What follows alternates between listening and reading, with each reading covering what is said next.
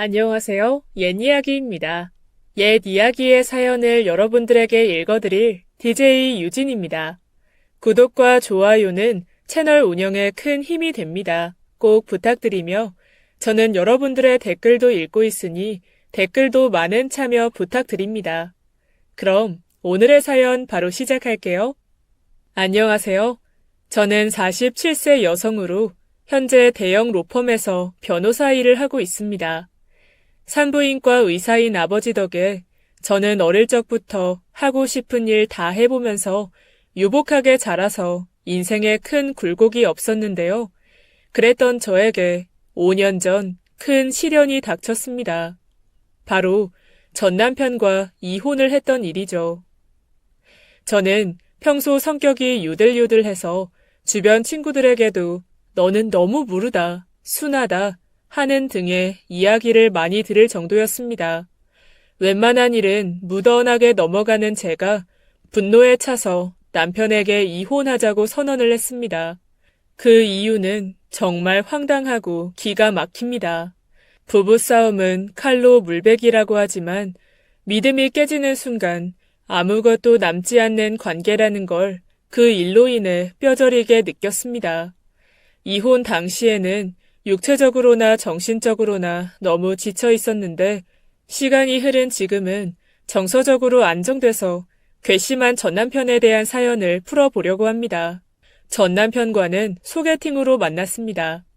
편의상 남편으로 칭하겠습니다. 은행원이었던 남편은 저와 동갑내기라서 그런지 소개팅 첫날부터 말이 참 잘 통했습니다. 좋아하는 노래, 음식도 비슷한 데다 제 말 하나 세심하게 기억해주는 모습이 좋았어요. 거기다 저와 남편 모두 빨리 가정을 꾸려 아이를 낳고 싶어 했기 때문에 저희는 만난 지 3개월 만에 상견례를 하고 많은 사람들의 축복 속에 결혼식을 올렸습니다. 결혼할 당시가 28살. 지금 보면 어린 나이지만 저희는 각자 수입도 괜찮았고 제 친정 역시 부유하다 보니 결혼을 미룰 이유가 없었거든요. 비록 시댁은 평범한 집안이었지만 그래도 변호사 며느리 들어왔다며 시부모님이 모두 저를 예뻐해 주셨고 남들이 한 번쯤 겪는다는 고부 갈등도 없이 순탄한 결혼 생활을 했습니다. 게다가 연애를 짧게 하고 결혼을 하니 신혼생활이 더 재밌었어요.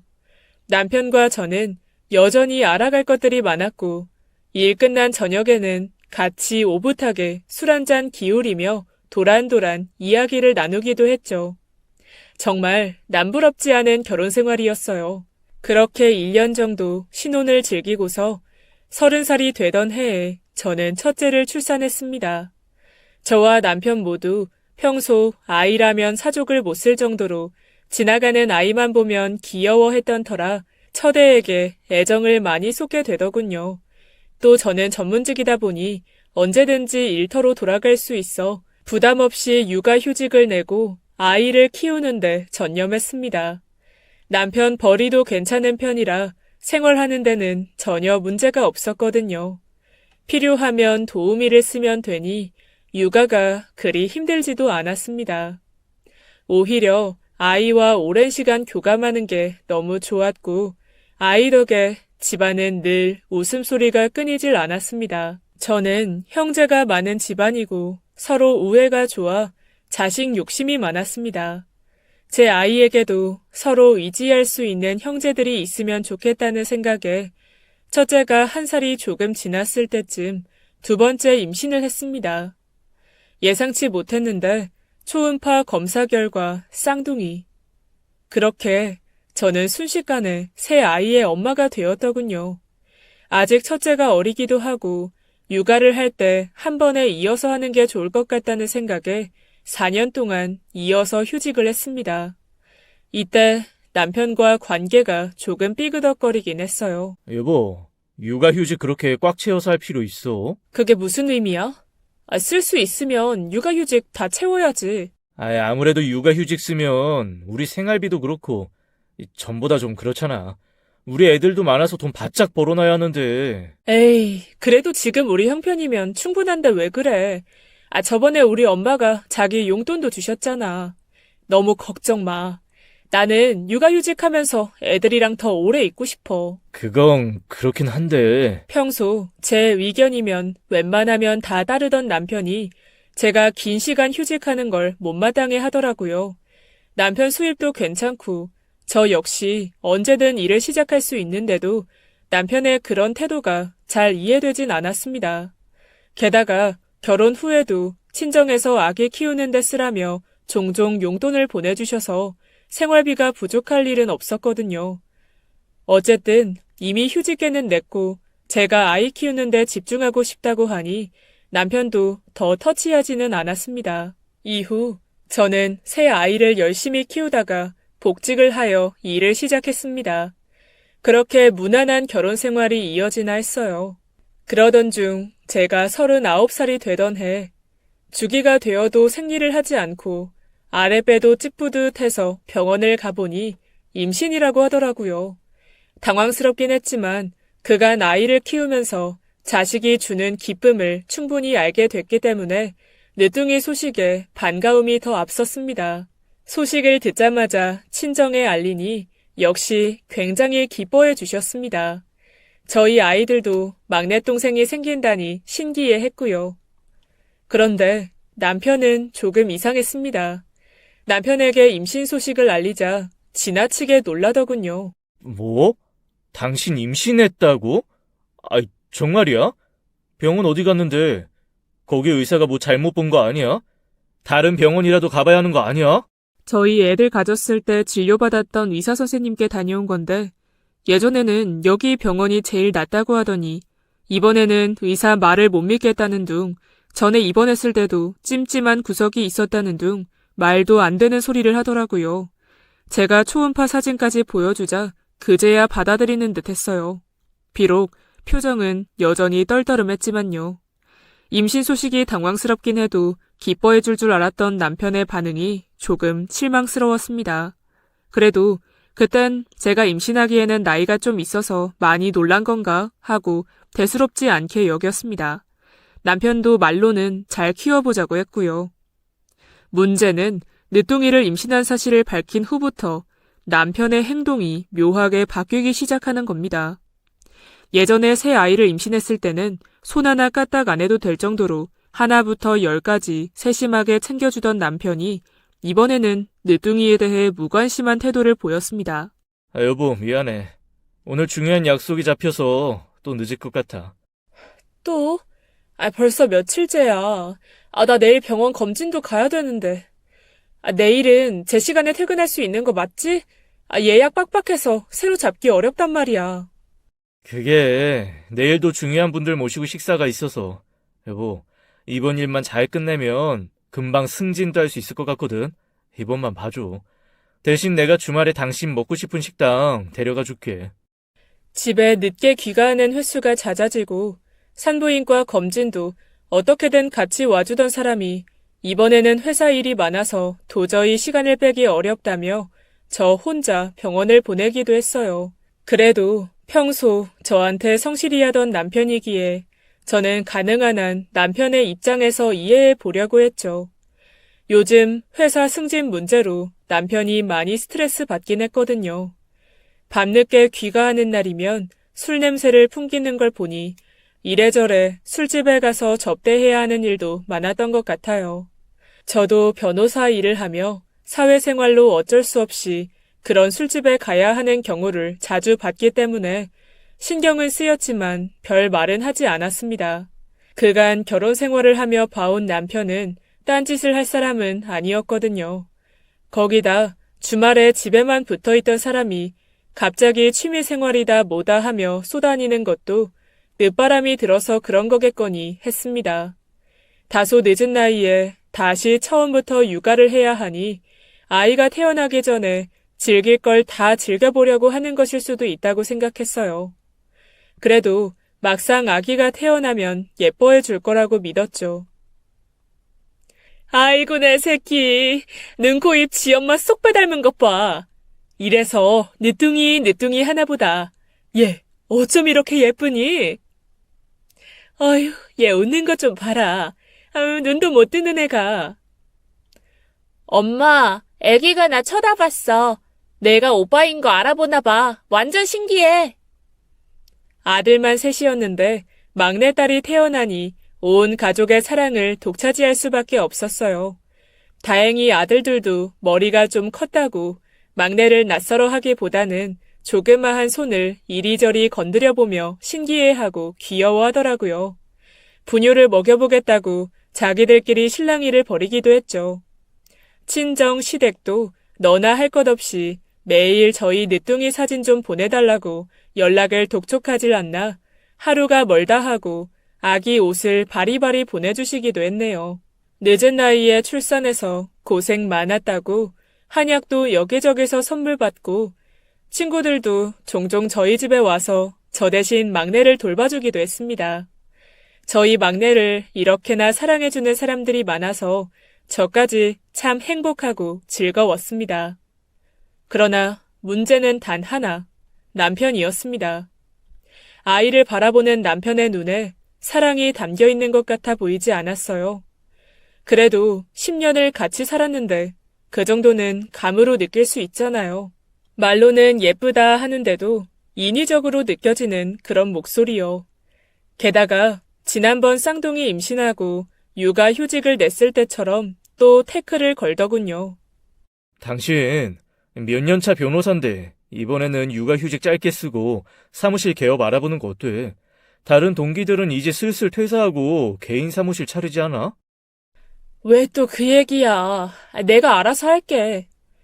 그보다 당신은 애한테 좀 더 신경 쓸 순 없어? 아이, 나 요즘 회사 일로 계속 바쁜 거 알잖아. 저번에 승진 물 먹어서 이래저래 또 바빠졌어. 그래도 내가 밤에 애 기저귀 갈아주잖아. 당신이 좀 이해해. 남편 말도 일리가 있긴 했어요. 어찌됐건 제 또래 동기 변호사들은 개업해서 본인 사업을 하는 경우가 많았거든요. 저는 지금 다니는 직장의 워라밸이나 연봉에 큰 불만이 없었기 때문에 개업은 생각도 안 하고 있었는데 주변에서 다들 개업한다고 퇴사를 하니 흔들리긴 했었죠. 그렇다고 요즘 개업한다고 해서 다 잘 되는 것도 아니다 보니 아이를 넷이나 두고 모험하기가 망설여져서 고민만 하고 있었는데 남편한테 전곡을 찔린 느낌이었습니다. 거기다 남편 말대로 저번에 남편이 승진해서 떨어지는 바람에 한창 스트레스를 많이 받아 했거든요. 애한테 무심한 게 걸리긴 했지만 결국 또 남편을 이해해 주기로 했습니다. 제 촉을 무시하지 말았어야 했는데 저도 당시에는 커리어와 육아 문제로 이래저래 고민이 많았던 터라 크게 신경을 못 썼던 게 화근이었네요. 그러다 한편은 남편 휴가 날이라 남편한테 막내를 맡기고 저는 잠깐 밖에 볼일을 보고 왔는데요. 돌아와 보니 상황이 가관이었습니다. 아이는 자지러지게 울고 있는데 남편은 이어폰을 낀 채 휴대폰 게임을 하고 있더군요. 그가 아이한테 쌀쌀맞게 굴던 것도 이해해주고 참아왔는데 이 정도까지 행동하니 그땐 순간 꼭지가 도는 것 같았습니다. 우는 아이를 얼른 살펴보니 애가 열이 나고 있더라고요. 저는 순간 미친 듯이 악을 쓰며 남편에게 소리를 질렀습니다. 야, 너 미쳤어? 지금 게임할 정신이 있어? 얘 열내서 우는 거 안 보이냐고. 네가 그러고도 아빠야? 분노에 잔뜩 찬 목소리로 다다다 쏘아붙이고는 어버버한 채 서 있는 남편을 뒤로 한 채 아이를 안고 병원으로 달려갔습니다. 사실 저희 부부는 살면서 몇 가지 규칙을 정했었습니다. 그 덕에 큰 부부싸움 없이 지내왔었죠. 대표적으로 하나는 아무리 화가 나도 애 앞에서는 큰 소리 내지 말 것. 또 하나는 야, 너와 같이 부부간 존중하지 않는 표현은 쓰지 말 것. 저도 머리로는 기억하고 있었지만 아까와 같은 상황에서는 스스로 통제가 안 되더군요. 아이를 데리고 도착한 병원에서는 다행히 가벼운 감기라며 약만 처방받았습니다. 유아들은 면역력이 약해서 건강에 이상이 없는지 항상 세심하게 살펴봐야 되는데 남편의 무책임한 모습에 너무나 실망했어요. 집에 도착하니 본인도 이번에 크게 실수했다는 건 아는지 아무 말도 못하고 제 눈치만 슬슬 보더라고요. 저는 남편을 진심으로 이해하고 있었다고 생각했는데 그저 혼자 참았던 건가 봐요. 아이가 무사해서 긴장은 풀렸지만 남편이 너무나 괘씸해 말도 섞기 싫었습니다. 제가 뭘 믿고 저 인간이랑 결혼까지 생각했었는지 과거에 제가 너무 바보 같았다는 생각까지 들었죠. 그간 인내했던 게 이번 일로 빵 터져버린 것 같았어요. 제가 아무 말도 없이 방으로 들어가자 남편이 따라 들어왔습니다. 여보, 내가 잠깐 미쳤었나 봐. 요즘 나 계속 회사 일에 치이는 거 알잖아. 너무 힘들어서 정신이 없었어.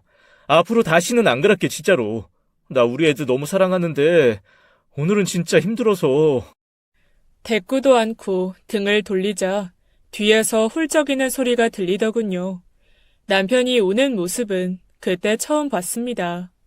제 앞에서 무릎까지 꿇은 채로 눈물을 뚝뚝 흘리며 연신 미안하다고 비낸 모습을 보고 있자니 저도 괜히 짠한 마음이 들어 결국 남편을 토닥여줬습니다. 당시 화가 많이 나기도 했지만 우는 사람 앞에서 제가 모질지는 못하더라고요. 한편으로는 평생 함께할 동반자인데 내가 너무 나를 세웠나 싶은 마음도 들었네요. 저도 바보같이 보였다는 거 이제는 압니다만 그때는 화목한 가정을 지키고 싶은 마음이 컸습니다. 회사 일로 피곤하다는 말을 입에 달고 살던 남편이었으니 한 번의 실수라고 눈 감아주고 싶기도 했고 결국 아이도 괜찮았으니까요. 남편은 그날 일을 많이 반성했는지 이후로는 막내를 많이 신경 써줬습니다. 가끔 주말에 본인이 애를 볼 테니 쉬라며 아이를 유모차에 태워 주변 산책을 가기도 하고요. 어느덧 시간은 흘러 늦둥이 막내는 3살이 되었고 말도 곧자라기 시작했죠. 막내가 아빠 아빠 하며 남편을 졸졸 따라다니는 모습을 보니 남편이 무심하게 굴었던 때를 기억하지 못해서 다행이라고 생각했습니다. 돌이켜보면 여전히 첫 아이나 쌍둥이 육아할 때만큼 남편이 막내를 챙긴 건 아니었지만 저도 육아휴직 끝나고 일을 다시 시작하다 보니 온전히 가정에 신경을 쓰기가 어려웠어요. 또 첫째 아이와 쌍둥이 애들이 친구와 약속을 마다할 정도로 막내를 귀여워하고 잘 챙겨서 제가 다소 무신경했던 부분도 있었네요. 아들들은 학교나 학원 수업이 끝나면 막내가 너무 보고 싶다며 곧장 집으로 돌아와 막내를 돌봤거든요. 불어라고는 없는 완벽한 가족은 아니어도 아이들이 착하게 잘 자라줬고 나름대로 웃음꽃이 넘치는 가정이었습니다. 그렇게 저희 가족은 다시 평화로운 일상을 회복하는 듯 했죠. 그러던 어느 날이었습니다. 병원 교수이신 저희 아버지의 제자였던 산부인과 의사분이 제게 전화를 하셨어요. 저와 가깝게 지냈던 분은 아니지만 저희 아버지가 워낙 아끼셨던 제자라 안면은 있어서 반갑게 전화를 받았습니다. 그런데 뜻밖의 말씀을 하셨죠. 제 남편을 병원에서 봤다고요. 그런데 남편이 젊은 여자랑 같이 병원을 와서 진료를 받았어요. 처음에는 닮은 사람인가 했는데 수술 동의서에 쓴 보호자 이름 보니까 남편 이름이더라고요. 무슨 말씀인지 이해가 안 가네요. 제 남편이 산부인과는 왜 가요? 그리고 수술 동의서는 또 무슨 말씀이세요? 그게... 남편이 산부인과를 혼자 갈 이유가 없어서 잘못 보신 게 아니냐고 했더니 확실히 맞다고 합니다. 제가 무슨 수술 동의를 한 거냐고 재차 캐묻자 머뭇거리면서 대답하시더라고요. 사실 여자가 임신을 해서 애 지운다고 남편이랑 같이 나를 찾아왔대. 참, 남편이 참 간도 커. 아무리 그래도 그렇지 김 교수님 딸을 두고 바람을 피울 생각을 다 하고 내가 수술을 하긴 했는데 그래도 알아야 할 것 같아서 한참 고민하다가 전화했어요. 남편과 같이 왔다는 젊은 여자가 남편의 아이를 가진 후 낙태를 한 거라는 말을 들으니 순간 멍해졌습니다. 꿈을 꾸는 것 같았어요. 분명 현실에서 전화 넘어 남편의 바람 얘기를 전해 듣고 있는데 그 상황이 너무 비현실적으로 느껴져서 내가 살아있는 건 맞는지 의심까지 들었습니다. 의사분은 원래는 민감한 정보라 알려주면 안 되는데 그래도 존경하던 교수님의 딸에게 이런 일이 벌어진 걸 그냥 간과하기 어려웠다고 오히려 본인이 제게 이런 소식을 전해줘서 미안하다고 하시더군요. 만감이 교차했습니다. 차라리 몰랐으면 좋았을까. 귀가 시간이 늦는 것도 일상이 되니 어느새 남편의 야근에 익숙해졌고 주말에는 종종 하이킹이니 골프니 하며 짐까지 바리바리 싸들고 나가길래 그런가 보다 했습니다. 열심히 공부해 변호사까지 된 제가 헛똑똑이었음을 절실히 깨달은 날이었죠. 늘 바라던 화목한 가정을 이루고 부부 사이 역시 전혀 문제가 없다고 생각했는데 왜 나는 남편의 바람을 전혀 눈치채지 못했을까? 남편은 언제부터 바람을 피웠고 그 여자를 얼마나 사랑하고 있는 걸까? 생각이 꼬리를 물더라고요. 전화를 끊고 난 후에 소식을 알려준 의사를 원망했다가 눈치 없는 저를 원망했다가 어디서부터 잘못됐던 건지 과거를 곱씹고 곱씹으면서 남편이 퇴근하기만을 기다렸습니다. 일단 남편 입으로 들어야 할 것 같았어요. 저 혼자 생각만 한다고 해결될 일은 아니었으니까요. 혹여나 그 의사가 착각한 건 아닐지 약간의 희망도 걸었던 것 같아요. 결혼식에 한번 참석한 걸로 남편 얼굴을 기억하기는 쉽지 않잖아요. 제 남편 이름이 조금 특이하기는 했지만 그래도 이 정도 우연은 있을지도 모른다는 생각도 들었고요. 저는 그만큼 남편을 신뢰하고 있었고 남편이 가정을 뒤로한 채 외도를 할 정도로 무모한 사람은 아니라고 생각했거든요. 그렇지만 어디서부터 어떻게 물어봐야 할지도 몰랐습니다. 또 한편으로는 그 여자가 낙태하는데 남편이 동의를 했다고 하니 새살림을 차리려고 바람을 피운 건 아닌 것 같아서 저만 모르는 척 묻어두면 아이들도 아빠 사랑을 받으며 자랄 수 있지 않을까 하는 생각도 들었습니다. 나만 입을 다물면 아무 일도 없었던 게 될 테니까요. 도대체 뭐가 뭔지 또 어떻게 헤쳐나가야 하는지 혼란의 시간이 지나갔습니다. 그날 하루는 정말 피말리고 끔찍했어요. 저녁이 되고 남편은 아무렇지 않은 얼굴로 현관문을 들어오더군요. 그 평온한 얼굴을 보니 하루 종일 빠져있던 여러 생각들은 증발해버리고 피가 식는 느낌이 들었습니다. 고민했던 시간이 무색하게 저는 앞뒤 잴 것 없이 남편에게 쏘아 붙였죠. 당신 바람 피지? 어? 무슨 소리야, 갑자기. 남편은 얼어붙은 사람 마냥 얼마간 굳어있더니 어색하게 웃으면서 그게 무슨 소리냐고 되물었습니다. 남편은 가끔 저와 의견 충돌을 피해가기 위해 거짓 웃음을 지을 때가 있는데 그때 그 웃음을 짓더군요.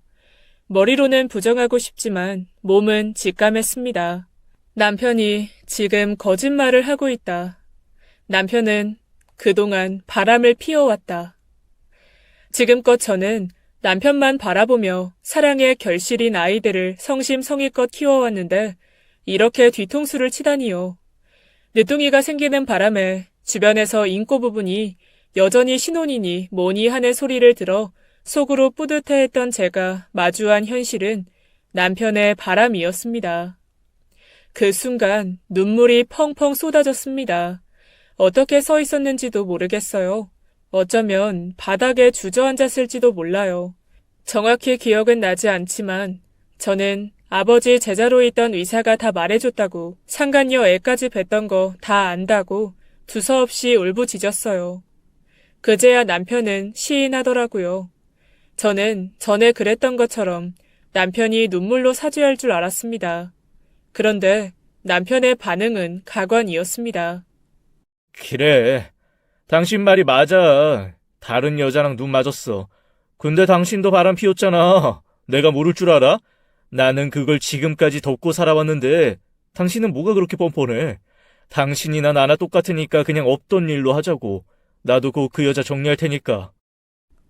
남편의 말에 눈물이 뚝 멈췄습니다. 무슨 말인지 도저히 이해가 안 됐거든요. 바람이라뇨? 저는 남편과 결혼 후에 만난 남자라고는 업무차 만난 사람밖에 없었습니다. 제가 무슨 말이냐고 되묻자 남편 왈, 나 사실 그때 정관 수술했었어. 그게 무슨 말이야? 정관수술이라니? 그러니까 정관 수술을 했는데 당신이 임신을 했다고. 그게 어떻게 가능해? 제가 막내를 임신하기 전에 남편이 혼자 병원에 가서 정관수술을 했다고 하더군요. 그러니 저한테 아이가 생길 수가 없다는 겁니다. 아니, 정관수술은 왜 한 건데? 나한테 아무 말도 안 했잖아. 당신이 허구한 날 육아휴직만 하고 있는 게 싫어서 그랬다. 왜? 내가 그런 수술까지 일일이 보고해야 돼? 남편은 본인이 거리낄 게 없다는 듯 위기양양한 말투로 얘기하더군요. 당연히 나랑 상의를 해야지. 가족 계획은 혼자만 세우는 게 아니잖아. 당신은 애 셋까지 낳아놓고도 또 은근히 원했잖아. 그렇게 또 애 가지면 그동안 우리 수입 줄어드는 거 몰라? 육아휴직도 마지막 하루까지 꽉 채워서 쉴 게 아니라 하루라도 빨리 일 시작할 생각을 해야지. 이건 곁가지 얘기지만 제 수입이 본인 수입보다 많은데 휴직을 하고 있으니 그동안 돈을 못 버는 게 너무 아까웠대요. 기가 찼습니다. 처음에 얘기했듯이 결혼 후에도 친정에서는 저희 부부를 계속 지원해줬고 금전적으로 불만을 가질 필요가 없었거든요. 심지어 남편이 차를 바꾸고 싶다고 해서 저희 부모님께서 돈도 다 대줬습니다. 아니면 육아로 고생하던 저를 그저 놀고 먹는 사람이라고 생각해서 안 입고 왔던 건지 뭔지 남편은 제가 돈을 못 버는 게 아까웠다며 같은 얘기만 했습니다. 부부는 경제 공동체라고 하지만 이렇게까지 속으로 계산하고 있을지는 몰랐어요. 어찌됐든 남편 말은 본인이 정관수술을 해서 임신이 불가능한데 아이가 생겼다는 건 제가 바람을 피웠다는 증거라는 거죠. 그래서 막내는 본인 아이가 아니니 정이 가지 않았던 거고 그럼에도 불구하고 가정을 지키려 제 바람을 눈감아 줬답니다. 심지어 제 상간남의 아이와 어떻게든 잘 지내보려고 많이 노력해오지 않았냐고 으름장을 놓더라고요. 자신은 할 만큼 했지만 저한테 느낀 배신감은 회복되지 않아 밖으로 나돌게 되었고 같은 회사 직원이랑 눈이 맞게 됐다고 덧붙였습니다. 말도 안 되는 소설 같은 이야기에 어안이 벙벙해지더라고요. 그래도 여기서 밀리면 안 된다는 생각이 들었어요. 정신을 똑바로 차리고 그럼 상간녀는 어떻게 아이가 들어선 건지 물었습니다. 상간녀도 다른 바람을 피워서 애를 가진 거냐고요. 근데 그건 또 아니랍니다. 상간녀가 끝까지 남편 아이라고 주장하니 본인이 병원을 가서 확인을 해봤대요. 병원 의사 말로는 그 사이 정관수술이 풀렸다고 했다고 하더군요. 정관수술이 풀린 거면 내가 임신한 것도 당신 정관수술이 풀려서 그런 거겠지. 내가 바람 펴서 그런 게 아니라. 수술이 풀린 것 때문에 내가 임신했다는 생각은 안 해? 그건 수술하고 얼마 되지도 않았던 때야. 이 수술이 그렇게 빨리 풀렸겠어? 말이 되는 소리를 해. 당신도 인정하라고. 바람 피운 거 맞잖아. 당신 그때 한참 일 핑계로 바쁘다고 집에 늦게 들어왔지. 그거 다 딴 남자 만나느라 그런 거 내가 모를 줄 알아? 저는 너무 억울하고 답답했어요. 남편에게 바람을 추궁하고 얘기를 하다 보면 어떻게든 무언가가 해결될 거라고 은연중에 기대를 했던 것 같아요. 어쩌면 늘 그랬듯이 다시 원래의 화목한 가정으로 돌아갈 것이라고. 그러나 상황은 더 끔찍했습니다. 몇 년간 남편은 저를 오해하고 있었다는 사실을 3년이나 지난 지금에서야 알게 되다니요. 그 기간 동안 우리 가족, 남편과 제가 걸어온 삶이 다 부정되는 것 같았습니다. 얘기를 하면 할수록 저를 끝까지 믿어주지 않는 남편에게 정이 떨어졌어요. 부부간에는 신뢰가 가장 중요하다고 남편에게 늘 말해왔습니다. 저희 부부는 서로에 대한 믿음이 두텁다고 자부해왔고요. 그런데 이렇게 한순간에 깨져버릴 줄 누가 알았겠습니까? 저는 남편을 용서할 수 없었고 내 말을 못 믿겠으면 친자 검사를 하자고 했습니다. 친자로 확인되면 이혼 서류에 도장 찍을 준비하라고 했죠. 남편은 뻔뻔하게도 한치의 망설임도 없이 제 말에 동의하더군요. 저는 그런 남편의 태도에 또 한 번 무너졌어요. 내가 나도 모르는 사이에 바람을 피웠나? 스스로 의심할 정도로 남편은 당당한 태도였습니다. 저에 대한 믿음이 이 정도로 얕을 줄 몰랐고 남편의 그 뻔뻔함이 비수처럼 꽂혔습니다. 저희는 그렇게 풀리지 않은 응어리를 마음에 담은 채 각방 생활을 시작하게 됐어요. 아이들 앞에서는 가능한 한 사이 좋은 부부처럼 연기했죠. 아직 어린 아이들에게까지 이런 상황을 알리고 싶진 않았거든요. 그 기간 동안 정말 괴로웠어요. 한때 너무나도 사랑했던 남편, 지금은 또 너무나도 먼 사람이 되어버린 남편, 이 모순적인 상황과 감정 속에서 저는 일에 집중하기도 어렵더라고요. 친자검사를 하러 가는 길은 너무 비참했습니다. 친정에는 그때까지도 차마 알리진 못했어요. 다정한 남편을 만났다며 좋아하시던 저희 부모님, 똑부러지는 딸이라며 어딜 가든 제 자랑부터 하시던 저희 부모님, 아이들 걱정도 걱정이지만 부모님 가슴에 대못 박는 일은 가능한 한 미루고 싶었습니다. 적어도 남편과 확실히 단판을 짓고 제 마음도 먼저 단단히 정리를 해야 부모님도 덜 가슴 아파하시지 않을까 생각했습니다.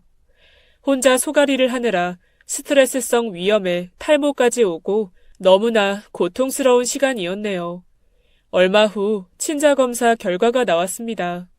저한테는 참 억겁의 시간처럼 느껴졌는데 그에 비해 결과는 너무나 허무했죠. 우리 막내는 의심할 여지도 없이 남편의 자식이었습니다.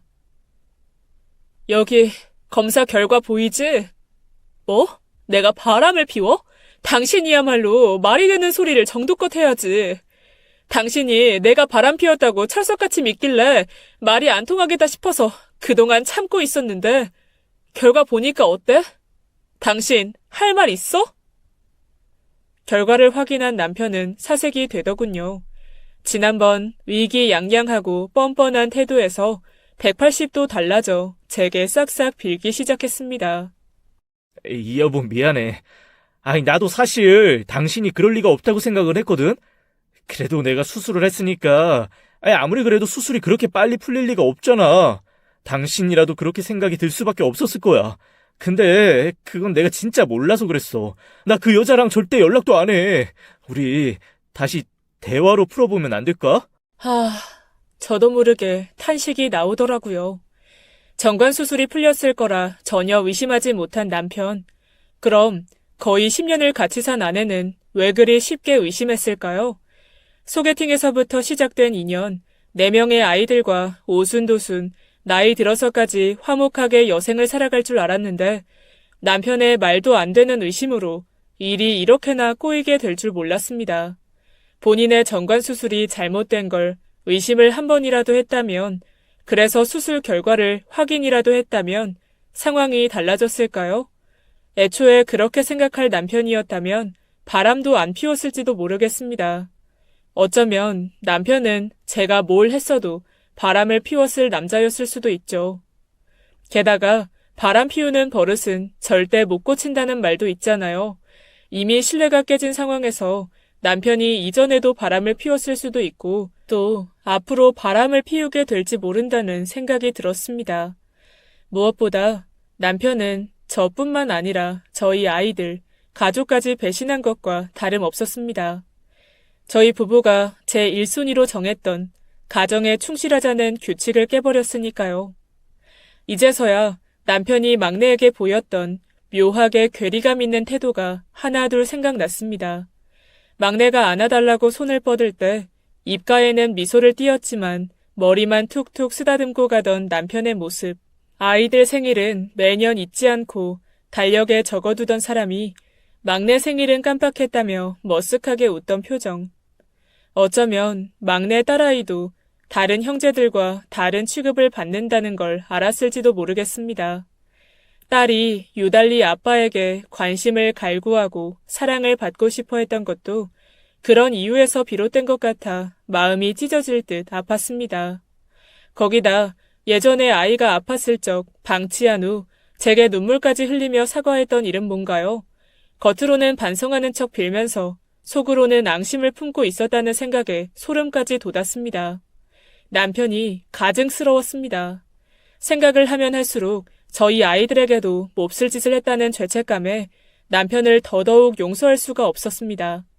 설령 용서하고 살아간다고 해도 이미 남의 자식으로 생각한 막내를 남편이 진심을 다해 예뻐해 줄지도 의문이었습니다. 그렇지만 정말로 이혼이 눈앞에 다가오니 망설여진 것도 사실입니다. 아직 어린 아이들이 아빠 없이 잘 자랄 수 있을까? 우리 부부의 이혼을 받아들일 수는 있을까? 걱정되는 부분이 많았죠. 남편은 상간녀와는 어차피 진지하게 생각한 사이도 아니었으니 상간녀가 임신하자마자 애를 지운 거 아니겠냐고 온갖 변명을 하며 제게 빌었습니다. 남편의 늘어나는 변명을 들을수록 저는 오히려 이혼에 대한 결심을 확고히 했습니다. 게다가 남편을 많이 안다고 생각했었는데 남편이 제게 오랜 기간 열등감을 가지고 있었다는 것을 이번 일로 알게 됐어요. 잘난 아내와 비교돼서 늘 기가 죽어 있었다고 남편이 실토했거든요. 남편도 번듯한 직장을 다니는 회사원이었지만 아무래도 저는 집안부터 부유한 데다 직업도 전문직이다 보니 속으로 열등감이 있었던 것 같습니다. 늦둥이를 임신했다는 소식을 듣자마자 본인이 못나서 제가 만족을 못하고 바람을 피웠다는 생각부터 들었대요. 거기에 화가 나서 본인도 여전히 밖에 나가면 어린 여자를 꼬실 수 있다는 추잡한 오개를 부린 거랍니다. 상간녀는 같은 은행에서 근무하는 이제 막 2년차 사원인데 상사인 본인을 우러러보고 존경해주는 태도에 남자로서 기가 살았다나 뭐라나 어처구니가 없어 대꾸도 안 했습니다. 제가 전문직이고 집안이 부유한 것도 부정할 수 없는 사실이지만 그렇다고 제가 남편을 얕잡아 보거나 저희 친정이 남편을 하대한 적은 전혀 없었거든요. 친정에 가면 저희 어머니는 사위 온다고 항상 정성스럽게 갖가지 반찬을 준비해 주셨고 여러모로 남편에게 신경을 많이 써주셨습니다. 저희 차도 남편 고생한다고 친정 부모님이 사주신 선물인데 뻔뻔하게 그 차를 타고 다니며 상간녀와 여기저기 데이트 다녔을 걸 생각하니 숨이 턱턱 막힐 지경이었습니다. 결국 답은 이혼밖에 없다는 걸 온몸으로 체감했죠. 이혼한다고 해서 모든 문제가 해결되는 건 아니겠지만 저런 남편과 살면서 평생 소가리를 하느니 싱글맘으로 살면서 아이들과 정서적으로 안정된 삶을 사는 게 낫다고 판단했거든요. 남편이 지금껏 제가 알던 사람과 너무나도 달라서 우리가 어떻게 사랑을 시작할 수 있었는지 이해가 되지 않을 정도였습니다. 그렇게 이혼하기로 마음먹은 후로 친정 부모님께도 말씀드렸죠. 부모님 앞에서는 저도 여전히 어린 아이인 건지 펑펑 울면서 그동안 있었던 일을 모두 설명했습니다. 역시나 저희 부모님은 노발대발하셨고 아버지는 남편을 죽이겠다고 얼굴이 시뻘개져서는 밖으로 나가시려는 걸 어머니와 간신히 말렸네요. 원래 이혼 과정이 진흙탕 싸움이고 지치는 일인데 그 당시에는 뭐가 쉬었는지 20대 때보다 더한 열정으로 소송을 준비했어요. 친언니가 우스갯소리로 이렇게 일했으면 사무소 개업해서 벌써 직원 몇은 둔 변호사가 됐겠다고 하더군요. 그 정도로 저는 당시 남편에 대한 증오와 복수심으로 가득했어요. 남편과 그간 주고받은 문자, 전화 등등 모두 기록하고 녹취했죠. 같은 로펌에서 근무하던 이혼 전문 변호사 동료들도 바쁜 시간을 쪼개서 제게 관련 조언을 많이 해줬습니다. 지금 생각해도 너무나 고마운 분들이네요. 온전히 혼자서 싸우고 있다고 생각했는데 돌이켜보니 제 주변에는 참 많은 분들이 지지해줬습니다. 운이 좋았죠. 한편 이혼을 진행하게 된 이후로 시댁에서 전화와서는 아들을 잘못 키웠다며 본인들 봐서라도 한 번만 봐주면 안 되겠냐고 하시더라고요. 시부모님은 제게 잘해주셨지만 아무리 그래도 본인 아들이 더 귀하지 않았겠어요? 이런 감정적 호소에 넘어가면 안 된다고 마음을 단단히 먹고 연락을 모두 차단해 버렸습니다. 게다가 전 아쉬울 게 없었거든요. 신혼집도 저희 부모님이 마련해 주신 거라 제 명의고 남편은 정말 몸만 온 셈이었어요. 친정 지원이 없어도 제 외벌이로 아이들 충분히 좋은 거 먹이고 입힐 수 있기도 하고요. 제가 그토록 갈망했던 화목한 가정, 토끼 같은 아이들, 이 모든 걸 망쳐버린 남편을 철저히 망가뜨리고 싶은 마음만 가득했습니다. 변호사로 일하면서 쌓은 지식과 경험을 제 이혼에 쓰게 될 줄은 상상도 못했는데 갖가지 방법을 동원해 남편에게 위자료를 있는 대로 왕창 뜯어냈죠. 그렇게라도 해야 제 속이 좀 풀릴 것 같았거든요. 여기서 또 끝이 아니죠. 제 남편이 유부남인 걸 뻔히 알면서도 남편에 응해준 상간녀와도 단판을 지었습니다. 앳된 얼굴이었던 상간녀는 제 발로 먼저 저를 찾아와 무릎까지 꿇고 사죄하더라고요. 본인이 정신이 나갔었다고, 너무 죄송하다고 몇 번씩 말했던 기억이 납니다. 그나마 상간녀는 남편에게 설득당해 낙태까지 했으니 조금이나마 동정은 생겼습니다. 그래도 남의 가정을 깨는데 한몫한 책임을 져야 한다고 생각했어요. 미성년자도 아니고 이제 알 거 다 아는 성인이 사과만 하면 끝인가요? 본인이 저지른 만큼은 되돌려 받아야 다음에 또 저 같은 피해자가 생기지 않을 거라 생각했고 상간녀에게도 적지 않은 금액의 위자료를 청구해 승소했습니다. 남편과 상간녀 모두 같은 회사라 둘이 불륜을 저질렀다고 어떻게든 소문을 내는 것도 방법이었겠지만 그렇게까지 하고 싶지는 않았어요. 혹시나 모를 명예훼손 소송 문제도 마음에 걸렸고 우선적으로 그런 가십으로 사람들 입에 제가 오르내리는 건 싫었거든요. 남편과 상간녀에게 제가 마지막으로 베풀어주는 관용이기도 했습니다. 아이들에게는 참 미안했어요. 그래도 이혼을 하지 않는다면 부부간 이미 믿음이 깨진 상태에서는 어떻게 노력해도 다 티가 날 거라고 생각했어요. 아이들이 겉으론 철없어 보여도 눈치는 또 귀신같이 빠르잖아요.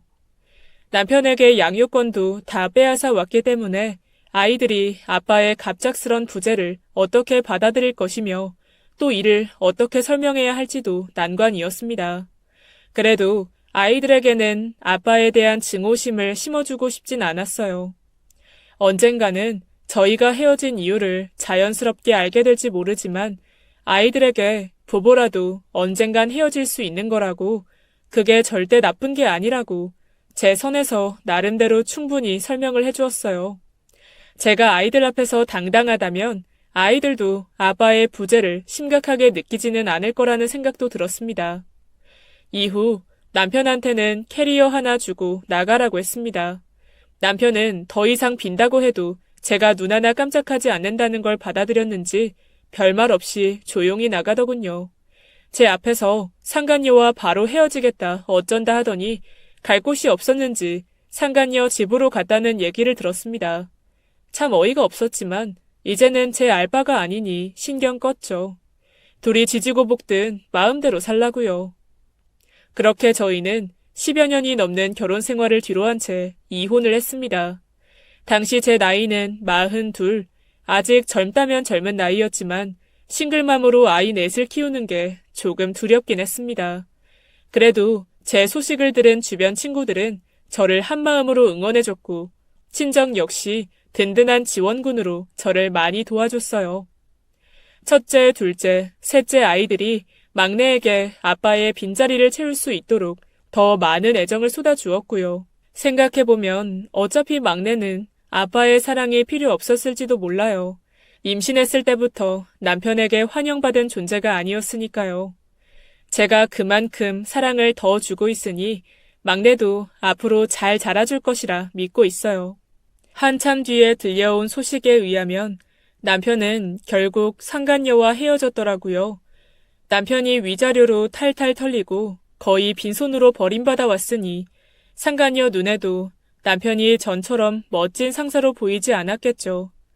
게다가 상간녀에게 사랑한다, 저와 이혼할 거다 하며 온갖 가머니설로 꼬셔놓고는 정작 임신하니 낙태를 종용한 것도 마음 한편에 응어리져 있었을 거예요. 배신으로 이루어진 관계는 배신으로 끝난다고 생각해요.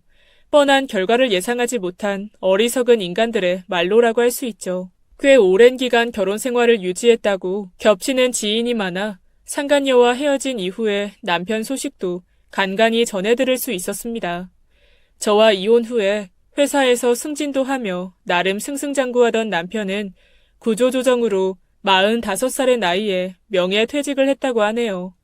받은 퇴직금으로 사업이니 뭐니 하며 이것저것 벌려놓다가 2년도 안 돼서 빚까지 진 채로 쫄딱 망했다고 합니다. 전 남편이지만 동시에 아이 아빠이기도 했던 사람인데 그런 소식을 듣는 저도 마음이 편하진 않았습니다.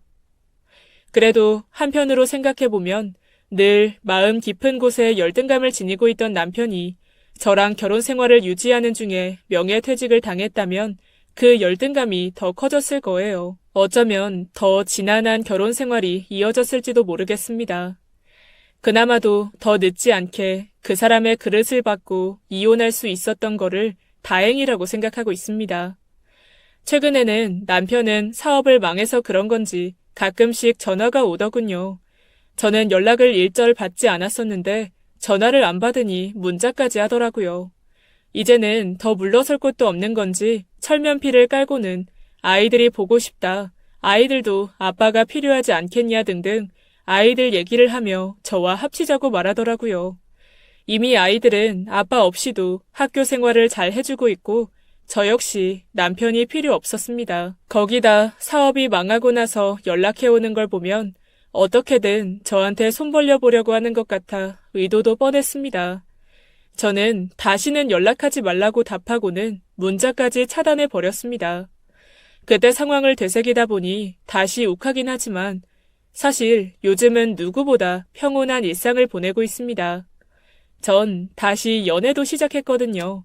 다른 로펌 변호사인데 좀 민망하긴 하지만 저보다 7살이나 어린 연하남입니다. 제가 아이 넷을 키우는 싱글맘인 것도 다 아는데 오히려 그렇게 홀로 당당히 살아가는 모습에 반했다고 말해줘서 고맙더라고요. 본인도 저와 같은 변호사니 전 남편처럼 제게 속으로 가졌던 열등감도 없었죠. 일 얘기도 잘 통해서 주말에는 함께 데이트를 하며 즐거운 시간을 보내고 있습니다. 재혼에 대한 생각은 아직 없어요. 이혼으로 한번 크게 데이면서 부부는 서로에 대한 신뢰와 책임감이 중요하다는 걸 뼈저리게 느꼈거든요. 결혼을 다시 생각하기에는 아직 제 마음이 완전히 회복되진 않았나 봐요. 지금 만나는 남자는 저를 아껴주고 제게 많은 사랑과 정성을 쏟아주지만 우선은 이 소소한 연애 과정에만 집중하고 싶네요. 무엇보다 저에게 1호 보물이자 언제나 제 편인 4명의 아이들이 있으니까요. 이혼이라는 긴 터널을 지나고 이제 점점 빛을 보는 것 같습니다. 앞으로는 이 빛만 보면서 삶을 잘 살아가 보려고 합니다. 사연 들어주셔서 감사합니다. 지금까지 옛 이야기였습니다. 끝까지 함께 해주신 여러분 진심으로 감사드리며 저는 내일 이 시간 다시 돌아올게요. 감사합니다.